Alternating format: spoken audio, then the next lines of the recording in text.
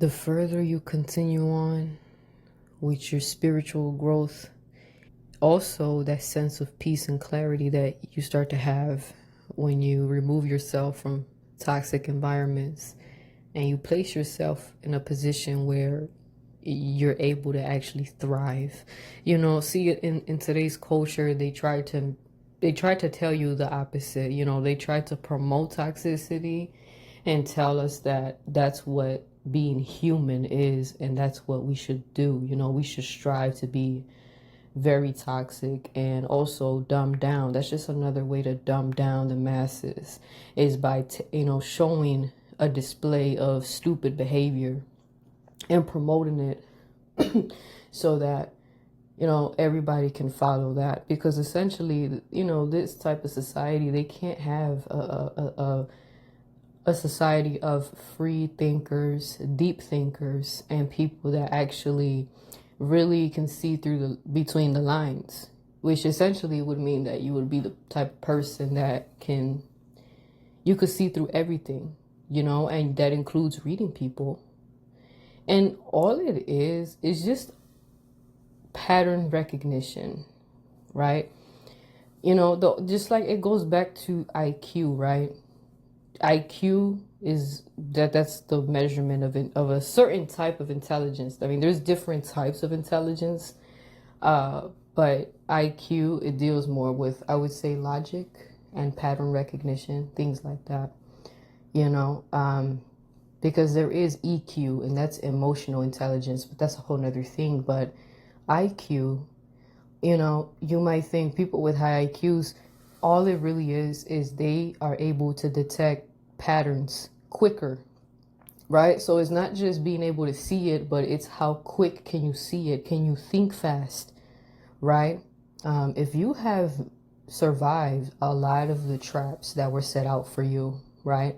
If you were set up for failure and you did not fall for any of those things because you listened to your intuition and also you paid attention to your surroundings and you came up with alternative ways to navigate around that, more than likely you probably have a high IQ, and also that includes your ability to read people. Now, if you didn't, if that's not you, don't beat yourself up, because now you have the opportunity to increase it.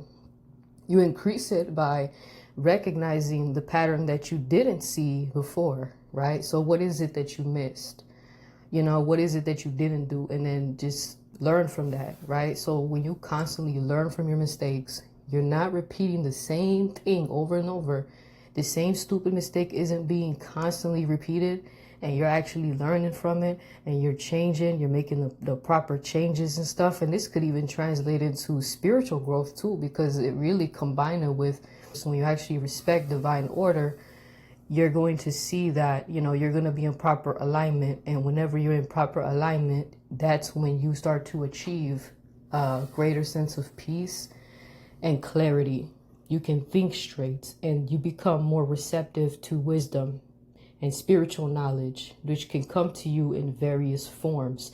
A lot of people call it downloads. You get that knowing, that knowledge of the type of knowledge that you're not going to read about it, because this is connected to higher consciousness. This is connected to having a higher vibration. And so higher vibrational people are able to read people easily.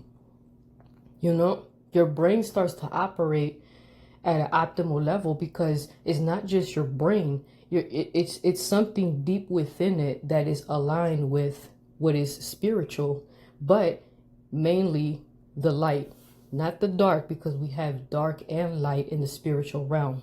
It's a matter of knowing the source, right? The source, is it coming from the divine light of God, or is it coming from a lower realm, right? Darkness.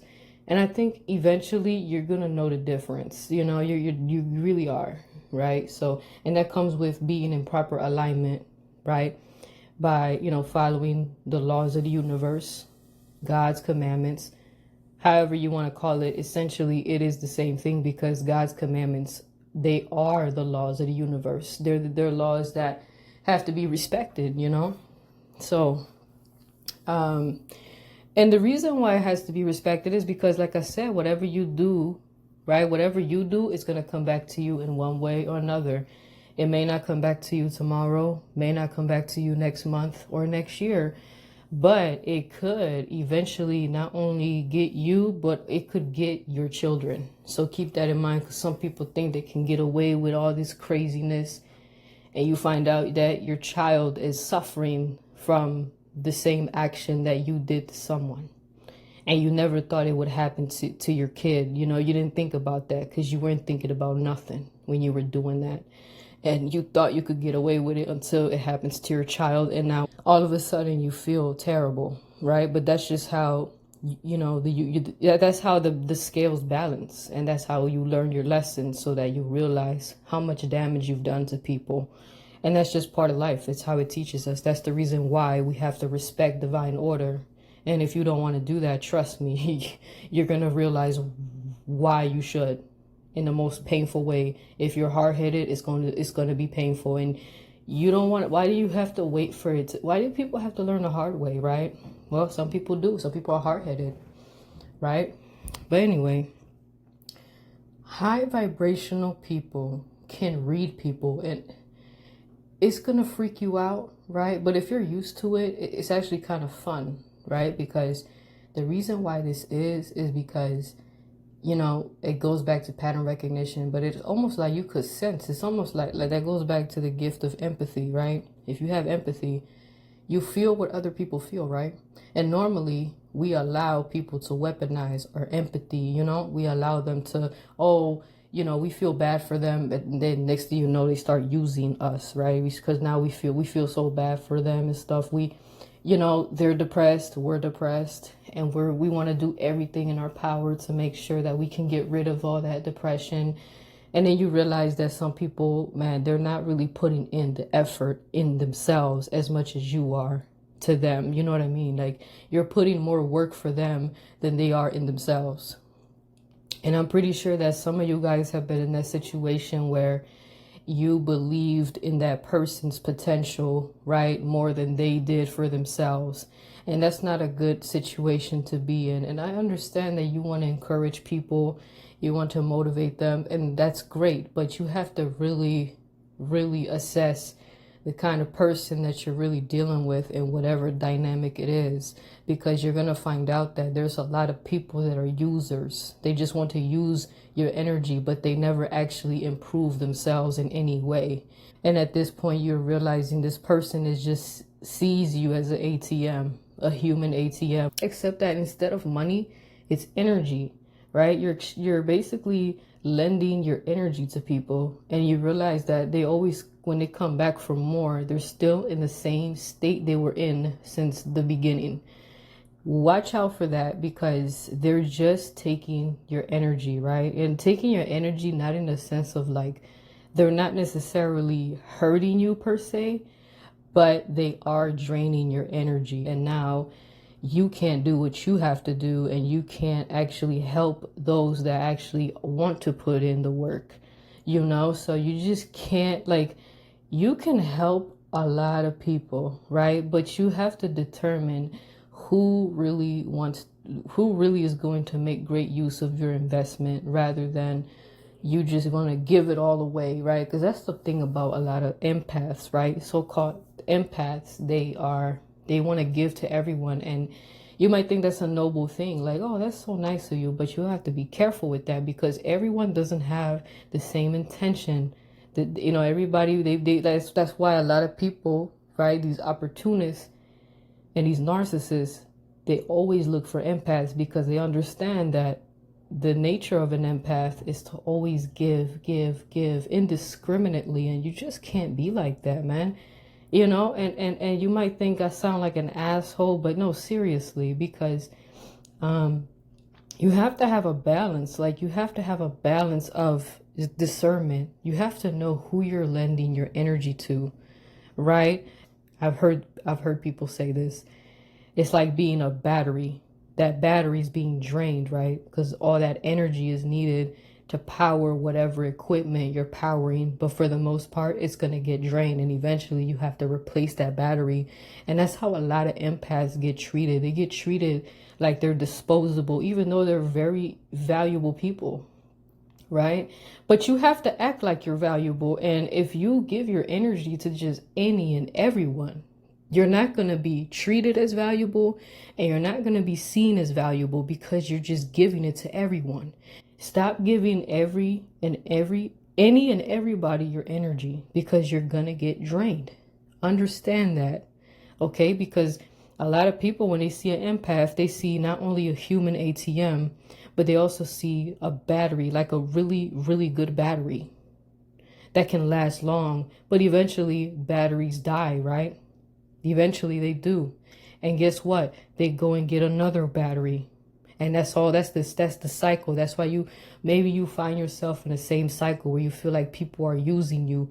People keep taking from you in whatever way that shows up for you. And you have to pay attention to this pattern. That's why you have to really be selective of who you allow into your circle. And also sometimes you have to just cut people off or distance yourself.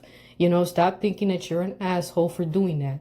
You see that this person is only using you. If somebody is using you, you're not obligated to explain anything to them, because they don't respect you as a person. Anybody that uses you, they don't respect you. Therefore, you don't have to explain yourself to them. You don't have to ask permission to, oh, but I don't want to talk to you anymore. Is that okay? No, just cut it off. And also, you want to get away from toxic environments, and get away from places where toxicity thrives, because there was a lot of craziness. When I used to ride the CTA, especially the red or the green line in Chicago, you're going to see some crazy shit, right? Sometimes you might see some interesting things. You have performers and stuff. You have people singing, the more positive stuff. But then you also have the crazies. They start to talk shit, and I wouldn't say they get violent. I mean, maybe they want to, but like a lot of times they're just loud. To me, I wasn't the type of person to be intimidated by somebody yelling. Like, yelling doesn't mean shit to me. People get so intimidated. Oh my God, he's yelling, or she's, whatever. If it's a he or she, whatever. Oh, he or she is yelling so loud. So the fuck what?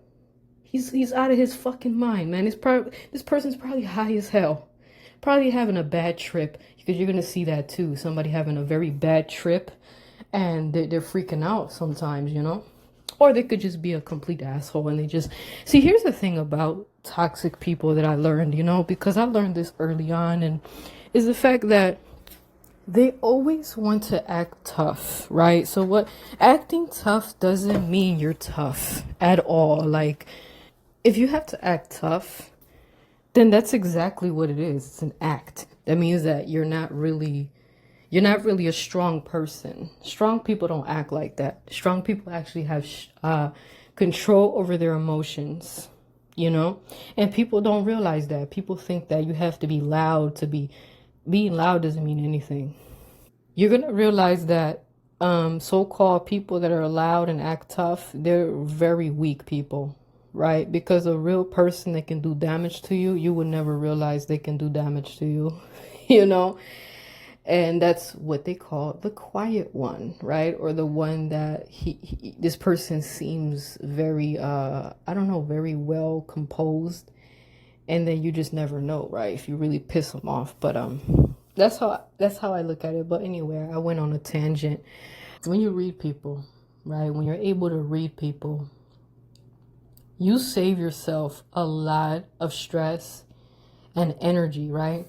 Because the reason why you waste a lot of energy is because you're overthinking, overanalyzing situations and people. You're constantly thinking, oh my God, did I say the right thing? Oh, why did this person do this? Why did they do that? Because you don't know, because you can't read them. But once you're able to read people, it's almost like you have this sense of like, you get a peace of mind, because now like, okay, I can tell this person did this because it's really them. You're going to realize, but see, don't feel bad if you don't have this yet, because eventually you will. The more you grow, you're going to realize when you look back at past interactions with people, especially the toxic ones, you're going to realize like a lot of the stuff, a lot of the so-called hatred that they spewed at you, or the all the times they talk crazy to you and all that, you're going to realize it had nothing to do with you. You really think about it, it has nothing to do. You just happen to be in the way, and you happen to be shining, you happen to be radiant, and they're having a shitty day, and so they wanted to take that out on you. Because it's not a coincidence that we have been through situations where we had verbal people just verbally attacking us, right, randomly. And it happens to be the day when your hair is done nicely, or you just got out the shower, you smell good, look good, have a nice outfit on. You just looking and feeling good, and your energy is top tier, right? See, when your energy is top tier, these other people with low energy, they're gonna come and attack you, and that's really all it is. They feel shitty. Sometimes these people are really empty vessels, sometimes they're soulless. Some people can get to that level, but if they're soulless, I mean, you pretty much can't. So maybe that's why they're upset. I don't know. But, you're going to eventually get to a point where you're not going to constantly overthink about stuff, because now you can, like I said, you've already, I know what this is. I know what this is about, right? And you always want to check yourself too. Like, did I do something that would warrant this reaction? And more than likely, we're talking about toxic people. So no, you're just minding your business. Maybe you're on the train, or you're somewhere, I don't know, waiting in line, and people are crazy like that, right? But high vibrational people can read people, and when you're able to do this, another way that this can manifest too is in your dreams, right? You might have a dream about, especially once you reach a certain level in your spiritual growth and everything, and you have a great sense of clarity, you're gonna start having dreams that are, they're like warnings too. Like, they'll tell you certain things to pay attention to. Pay attention to this, pay attention to that. Sometimes it could be blatant. It could be telling you to stay away from certain places or certain whatever people, certain people, who knows. And you might think, oh man, some people thought I was crazy when I had this ability that I'm telling you, because I've had this ever since I was a teenager, and it's not a coincidence that I just started having this in my teens. And when I was 14, I prayed to God for wisdom, and I mean, I really feel like he really gave me he really did deliver that, but it was up to me to obey divine wisdom. I had to, because if I didn't, it would be no use, right? How are you gonna pray for wisdom and then you don't follow it, and then you end up messing up your life, I guess. But people thought I was crazy for this, all right? People thought I was crazy, but I have some stories where I encounter a certain person, and then I would have a dream warning me about that certain person. And then a few days later, that certain person invites me to that same area where the dream showed me they wanted to take me and what their intention was. And I was like, I listened to that instinct. I didn't care. I wasn't taking no risks, and I just never showed up. Now, who knows? Like, I'm not judging this person. Maybe they didn't have bad intentions, but I don't have dreams like that about everyone. You get what I'm saying? Like, everybody doesn't pop up in my dreams in a form of someone that is trying to steal my energy or trying to hurt me in some way, whatever that shows up for, whatever the situation is. That's not an everyday thing, or somebody displaying a lot of just toxic, controlling, abusive behaviors. There's many different forms of that. And you might think, oh, well, if it's something small, it's not a big deal. I'm not the type of person that takes that lightly. I don't care how small you think it is, right? You might think that, oh, a person being controlling, oh, he's so protective. You notice how that association can be dangerous? Like, when you associate controlling behavior with him being protective, it could easily grow into something else. It can grow into abuse. That's how it always starts. And I know it's hard to see this because some of us have been raised with a certain mentality. It's kind of like, I guess you could say like, I don't know how to describe it. It's kind of traditional thinking of he's protecting you. That's, it's okay for a man to do it. And another thing I've heard too is this, and I've heard this before, and that is, sometimes, what was it? When a man is jealous, right? A man that's jealous, it just shows how much he loves you. That's toxic, right? What I mean by jealous, I'm just referring to like him, being in another world. Like his mind is somewhere else and he's constantly thinking about other men, right? Other men looking at you or liking. You're not even entertaining these men, but in his mind, he's very jealous, just the act of men looking at you. And it's like, maybe you look good. I mean, it's kind of hard for people to not look at you when you're attractive, right? But that's what I'm saying. And then they might get that can lead to physical aggression. It starts with them pushing you. And you know what I mean? And that's what these people need to understand. And it's the fact that, that's not acceptable. But anyway, some people are very covert, so with the covert ones, is more, you can just kind of feel it in their energy and in their eyes. You can just see it. You could see what their intention is. And, the more you go through this shit, I mean, like I said, you have to maintain your spirit, take care of yourself, and you're going to notice things that other people don't, because other people, they're too distracted. When you're distracted, you can't see nothing.